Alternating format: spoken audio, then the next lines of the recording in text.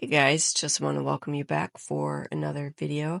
And before I get into a quick overview of the project for today, I just want to remind everybody that Dawn at Shiny Silver Treasures May release is now available for purchase. So feel free to visit www.shinysilvertreasures.com to check out any of the papers that you've seen for this month, as well as all the other goodies that she has available on her website. And of course, like I said, all the links will be down in the description box below for Dawn, the shop, as well as the other gals on the design team. So please be sure to go check everybody out and see what they've been up to with this month's collection.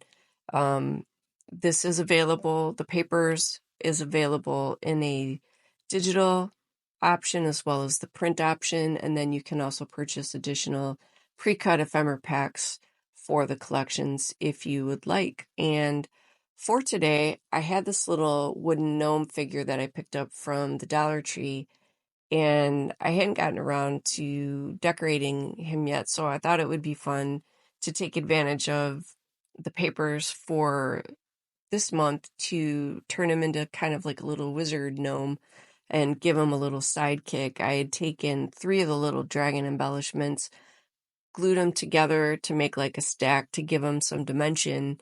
And then here you see I used the purple paper to cut around. I cut around the star that's on the hat as well as where the beard and his nose starts. So I trimmed that first, let that set with some gel medium to keep it all in place.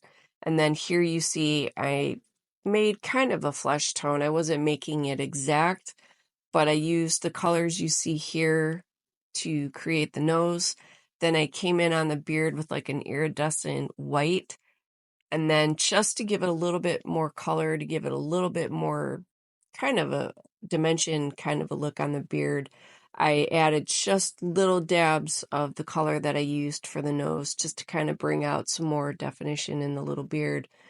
And then for the legs and the rest of it, I painted it in like a, almost looks like an eggplant purple.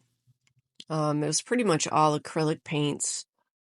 And then I edged the hat where I had used a little nail file to sand away the edges of the paper to bring out the definition of the hat. Then I went in and edged that with, I forget what it is. It's a Memento ink. If I can find the lid, my craft room's a bit cluttered at the moment, put it mildly. I will list the color of that paint if I remember, or the ink that I used. It was one of the dye inks. I didn't want to use too much in anything that was water, just in case, you know, when the little guy is being on display, just in case he gets wet. I didn't want to use anything that was like a water base, so I used the little dye ink to fill in the edges of the hat, and then again I used acrylic for everything else. I used a little dab of pale yellow on the star on the hat. You'll see I'll get to that in a little bit. And then I used some purple to add a little bit of details along the brim where the hat meets his face, and then just a little cute little purple tip at the top. Used a white Posca pen to add little highlights in a few places. And then to finish it off on the star, once the paint had dried, I came in with some glossy accents to cover the star just to give it a little bit of a shine. And then, like I said, I had taken 3 of the little dragon embellishments, glued them together to stack them up to build some dimension, and then I just hot glued him in front of the gnome, like I said, just as a little sidekick. So it's just a cute, fun little project. It didn't really take that long. Most of it was just waiting for the gel medium that I used to attach the hat and the paint to dry when I came in with the acrylic paints.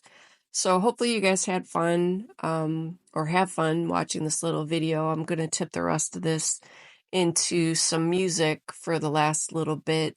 And as always, you guys are welcome to craft along if you haven't been already.